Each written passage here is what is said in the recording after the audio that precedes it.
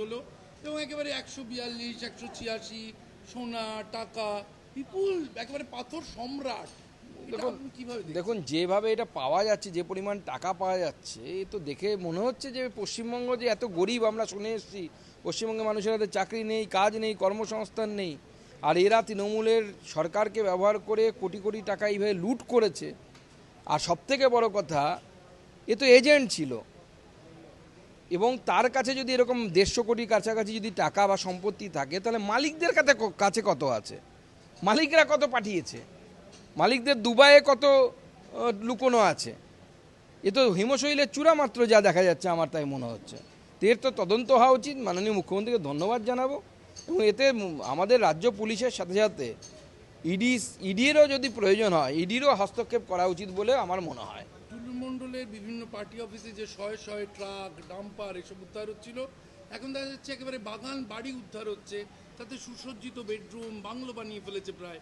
এই টুলু মণ্ডলের মতো নেতা তাদের এই পরিমাণ বাংলো বেডরুম পার্টি অফিসের মধ্যে করার প্রবণতা কী ছিল? দেখুন এখন কি বিষয় ছিল, এ তো তৃণমূল কংগ্রেসই বলতে পারবেন। তৃণমূল কংগ্রেসেরই এরা সব কাছের লোক ছিল। এক সময় তো সবাই বলতেন অনুব্রত মণ্ডলের নাকি কাছের লোক। এবার অনুব্রত মণ্ডলের কাছের লোক কি নন উনি, সেটা অনুব্রত মণ্ডলই স্পষ্ট করে বলতে পারবেন। কিন্তু এটা ঠিক যে টুলু মণ্ডল এই যে বিপুল পরিমাণ সম্পত্তি করেছে, ও তো একা একা খায়নি। মুখ্যমন্ত্রীর ফর্মুলা অনুসারে সবাই মিলে ভাগ করে খেয়েছেন। তো এই ভাগের ভাগিদার কারা কারা আছে, সেই নামগুলো তো চাই। বেটা টুলুর নামই কেন খারাপ হবে, নাজিমুদ্দিনের নামই কেন খারাপ হবে?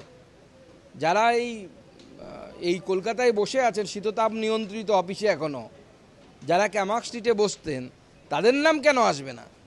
তারা উপঢৌকন ছাড়া টুলুকে এতদিন খেলতে দিয়েছেন, টুলু টুলু করতে দিয়েছেন, এটা তো হতে পারে না। টুলু টুলু টুলু করেছে মানে মাথার উপরে কারো না কারো হাত আছে।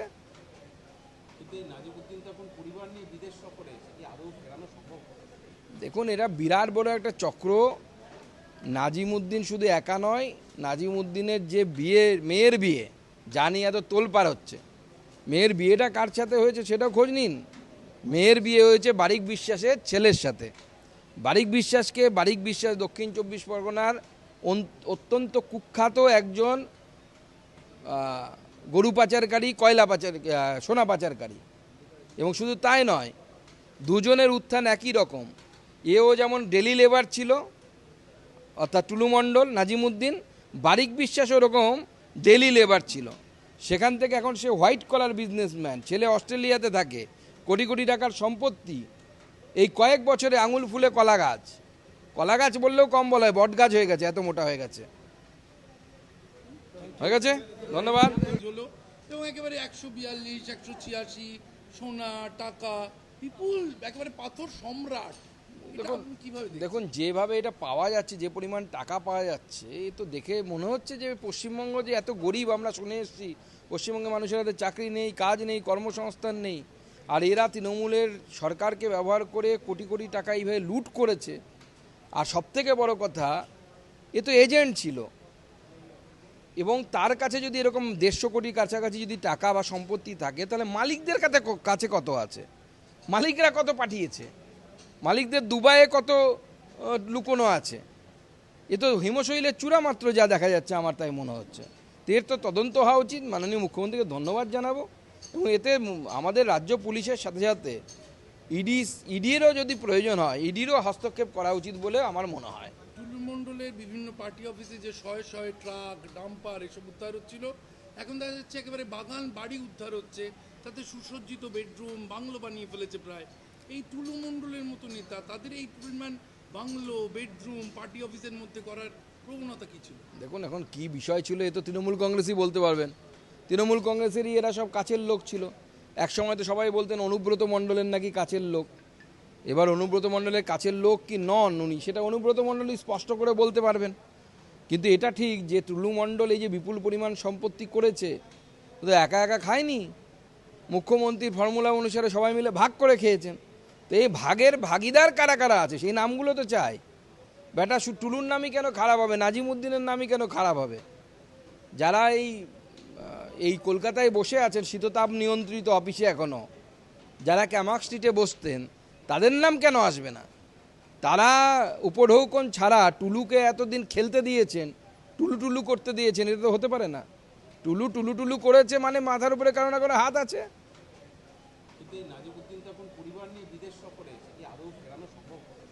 দেখুন, এরা বিরাট বড় একটা চক্র।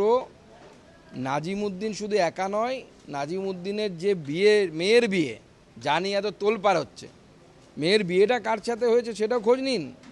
মেয়ের বিয়ে হয়েছে বারিক বিশ্বাসের ছেলের সাথে। বারিক বিশ্বাস দক্ষিণ 24 পরগনার অত্যন্ত কুখ্যাত একজন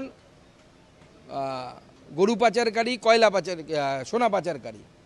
এবং শুধু তাই নয়, দুজনের উত্থান একই রকম। এও যেমন ডেলি লেবার ছিল, অর্থাৎ টুলু মণ্ডল, নাজিমুদ্দিন। বারিক বিশ্বাস ওরকম ডেলি লেবার ছিল। সেখান থেকে এখন সে হোয়াইট কলার বিজনেসম্যান, ছেলে অস্ট্রেলিয়াতে থাকে, কোটি কোটি টাকার সম্পত্তি। এই কয়েক বছরে আঙুল ফুলে কলা গাছ বললেও কম বলা হয়, বট গাছ হয়ে গেছে, এত মোটা হয়ে গেছে।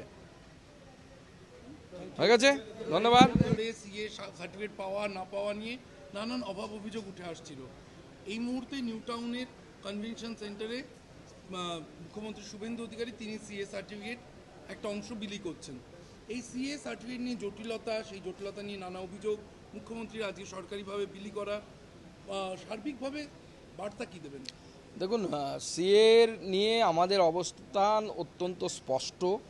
প্রথম থেকে আমরা বলে এসেছি যে পশ্চিমবঙ্গে যে সমস্ত হিন্দু উদ্বাস্তুরা এসেছেন বাংলাদেশ থেকে, যারা ধর্মীয় কারণে অত্যাচারিত হয়ে বা অত্যাচারের ভয়ে এপারে এসেছেন, তাদের সিএর মাধ্যমে নাগরিকত্ব দেওয়ার কাজ ভারত সরকার করবেন। এবং মাননীয় মুখ্যমন্ত্রী আজকে নিজের হাতে সার্টিফিকেট তুলে দিয়েছেন।